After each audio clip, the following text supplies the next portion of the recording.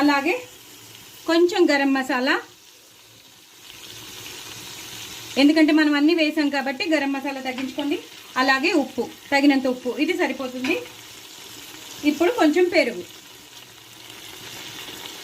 చిక్కని పెరుగు,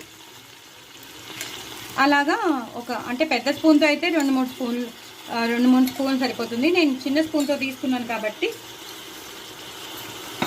ఒక 5-6 స్పూన్లు వేసాను. దీన్ని ఇలాగా కలిపేసుకోవాలి. ఒక్క నిమిషం మగ్గాలి. మగ్గాక మీకు మళ్ళీ చూపిస్తాను. చూస్తారు కదండి, మొత్తం అంతా బాగా ఈ పేస్ట్లో మగ్గిపోయే. ఇప్పుడు నేను కొంచెం కొంచెంగా బియ్యం వేసేస్తాను. నేను 1 కేజీ కన్నా 1 పావు ఎక్స్ట్రా తీసుకున్నాను.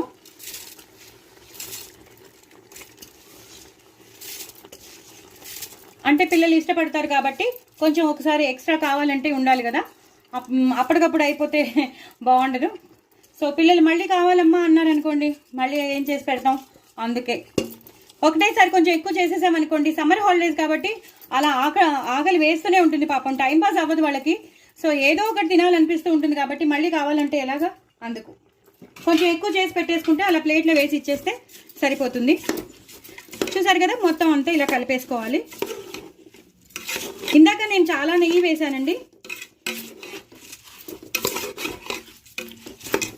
చాలా అంటే చాలా నెయ్యి వేసాను.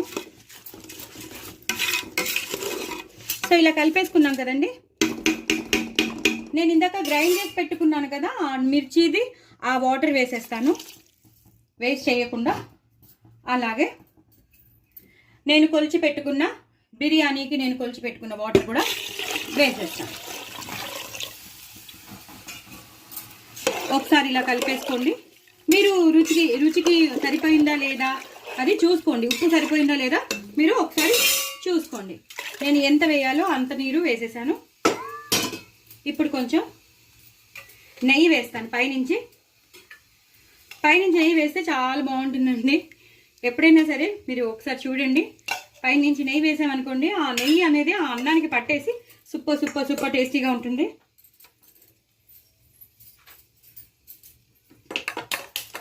ఆరిపోయిందండి. ఇప్పుడు నేను మళ్ళీ వెలిగించాను. సో ఇలా మొత్తం అంతా కలిపేసుకున్నాను. తగినన్ని నీళ్ళు కూడా పోసేసుకున్నాను కొలిచి. ఇప్పుడు కొత్తిమీర, అలాగే పుదీనా.